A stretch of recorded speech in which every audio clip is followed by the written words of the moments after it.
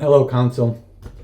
I hope this is going to be somewhat helpful to us regarding the condition of our roof over the sanctuary and the shutters, which I think the insurance company may also be considering part of the roof.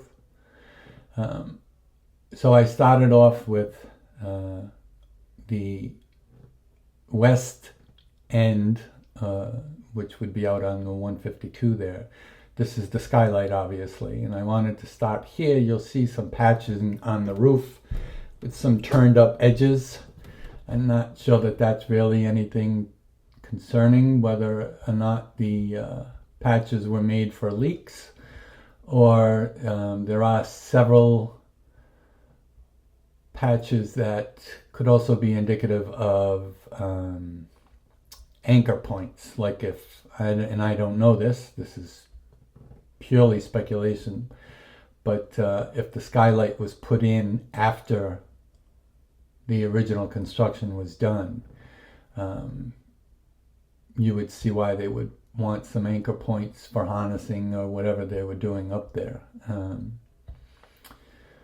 So the skylight itself, as you can see, looks really good. I don't see any disruption in any of the sides of the skylight, and it looks to be really tight. And I know we did have moisture problems there, so there may have been some repairing done, but it looks really good. There was one concern, and I have to try and refly and see if I can't. There is one suspicious area that I think might be a crack on the flat rubber roof.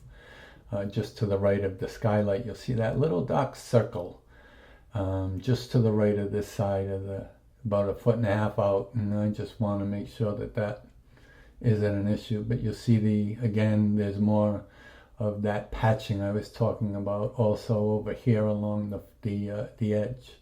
The edging could be patching from scaffolding if they did the rubber roof before they did the shingles. I don't know. Or it could have been a leak. That one that we're really looking at right there at the edge, and it's along the seams, so that more likely than not may have been a leaking issue. As we go up in the corner here, this flashing looks great. Everything looks tight. Nothing looks to be disturbed.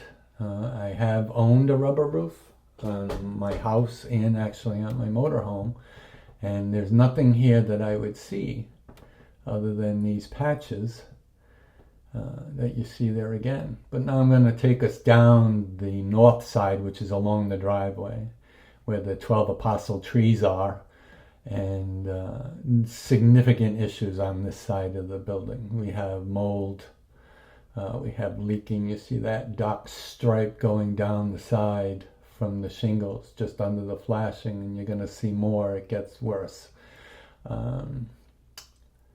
The roof edge looks fine and looks solid until you get down to the corner here, where you're going to see the flashing gets a little disturbed. They're not quite sitting on top of one another. They've been moved. You'll see also two more dark lines, significantly darker lines, and here it comes now, the flashing and the dark lines right in that corner on the north side. That's going to be an issue that we'll go over later, but let's just continue around the edges. This is the drain that runs from actually where the organ is, out to the well. There's this front edge looks okay. There is some patching with more rolled edges, but I think especially around here where the stained glass window is that we see, there's probably a lot of that was done when they replaced it, because the stained glass window was not original to the building, so they may have had to do some work. I am going to zoom in on one corner here, the front corner of the flashing, where it comes out from the window to the side. I think it's coming in here now. I was trying to get a better look. It looks like we might have some rubber separating from the flashing, but again, it doesn't look significant. It's just a better look at the corner where I think these were placed after the the stained glass window was installed. All of these patches are significantly old. They're faded almost as much as the original roof. So these things have not, this is not new. These things have been around for quite a while.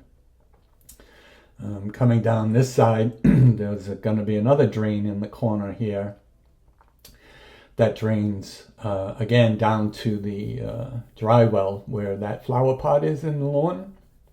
I had no idea. I learned that the other day, that that's actually the dry well, and that's where these drains go. And again, the drains look solid. I don't see anything disruptive. You see the shutters on this side all seem to be fairly, they are curved up, but there's nothing, they're just dry shutters. And I'm going to show you the north side and the issue with not having any sun on those shingles, but and where most of our problems lie. This here, like I said, was really intact, this edge, and I don't see anything. And with rubber roofs, if you don't have a hole, like something's protruded into it, your leaking is all going to be on the edging and on the ceiling, when they lay one roll from the next, and then they seal, they glue the lines. But I don't see anything that would be a red flag on most of this roof. It looks really good. So again, there's the drain, here's the shutters, the shingles again. Just take a look at these shingles and just notice that we don't see a lot of moss. We don't see any moss, actually. And there's something else I'm going to show you on this other corner, and I'm going to add some pictures just to better explain it. But here we go again, and you're going to see when the drone turns, you'll see where the water coming in on this corner, and just in on the north side, about 6 to 8 feet. And you see them right now. You can see them there, and you can see the disturbed flashing. And I'm going to give you a better view of that. Toot sweet. I'm narrating this as we go, so I know the pictures are coming. I just don't know exactly when. But you can see this really gets a nice view. I couldn't get the drone close enough to the trees, but the proximity warning system. So here's the first photo, and this is the one about 8 feet in from the corner, and you can see there that the flashing is separated from the shingle, and you can see the mold and the fungus, and this is definitely a spot where we're getting water. So that's definitely going to be something we're going to need, obviously, to address, even for the health of the organ. The other issue with this side is these shingles. You can see they're covered in moss. But the other thing too is what those black circles, those aren't holes actually. What those are what I believe to be nesting points for bats.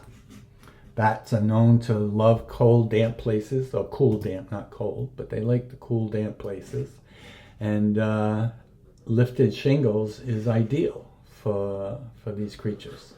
I didn't see any droppings, although I couldn't get behind the bushes to really look. But that black circle is not a hole, and if you look at some of this below the circles, you can see a tannish color, like where they're scraping away, possibly just climbing in and out. And the black is caused by the oil on their fur and their wings. And they're known for leaving that mark, that black kind of mark in the shingles. So that's going to be another issue. They're not causing water, but it's obvious that we only see them on this side of the building as well. There's no, unfortunately, I forgot to take photos, but there's no other black marks and these claw type scratching anywhere else on the shutters, and basically because they're probably too hot in the sun all day. So that's that, and then I'm gonna now take us to the other side, and we're gonna leave this area, and what I'm gonna do next is we're gonna go one last look. That's the flashing, by the way, that I'm talking. You can see it right there. It's all bent, all exposed, and that's the big problem. So, like I said, I'm narrating this as I go, and I forget exactly what or how much filming I did on particular parts. But the one thing I will say is if you go inside the church and you look up at the walls, I didn't think we were getting water, and it was pointed out to me, and they are. The walls are getting or showing signs of water leakage. And most, if not all, I would say 90% of it is on that corner. And you can almost see from the inside exactly where it's coming from the outside. The marks are pretty much mirror-like. So that said, so now I'm going to go over to this roof here after I get my bearings. I haven't flown the drone in a while, so it's taking me, I keep forgetting which way the knob should go. But anyway, so this is our roof over the classrooms. And this is, I took these about 5 days after that last rainstorm that we had, and it's been 83 degrees, 84 degrees, bright sun 4 days later, and we still have this kind of water on the roof. And they're puddles and they're ponds, and you can see the white area where the water has evaporated. But these were significant pond size puddles, and it's taking a while for them to go away, and especially in the last couple of days when we've had this beating sun. So it's obvious this roof is not healthy. It's drooping in. You can see some of the rubber on this roof where it's rolled and folded, wavy kind of stuff. That's indicative of not a very healthy roof as well. Whether that's from so much walking that was done on the roof, or if it was from the building, construction below and constricting and expanding through seasons. But you'll see there those 3 patches. When I scan back again, you'll see them right there. Those are just out in the blue. And more likely than not, those are holes that were created from construction inside, poking out from inside the under the roof. Here's the one AC unit that has a large puddle. The unit itself looks pretty solid, around it, the base of it. But here's more of that rolling roof, and just another view of how large these puddles get. And you can just see it from the staining. And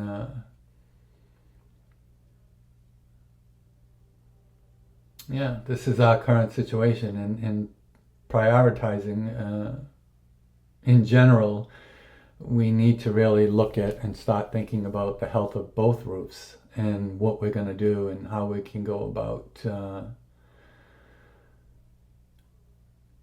fixing it, and in what way we can do it. So if you see this roof and now the roof over the sanctuary is really nothing compared to the health of the roof over the classrooms. And I'm just going to take another ride up this side of the be the south side, and you can see some points here where I slow down just at the flashing. You can see a little disturbance and some bowing. I hope you can see that, but the flashing bowing away from the shingle. But you see what you see here, and you don't see any black circles under the shingles. You don't see any bat-like activity, I would say, and that's most likely because it just gets too hot on that side. And so other than a couple of patches, and like I said, the patches look to be ages old, or years old. I shouldn't say ages, but they've faded enough that if I were to guess, they're over 10 years old. And that's it. So that's where we're at, and I hope this helps. I hope it's not confusing. And let me know if we have any questions. And Godspeed on getting us where we need to be. Okay, gang. Bye-bye.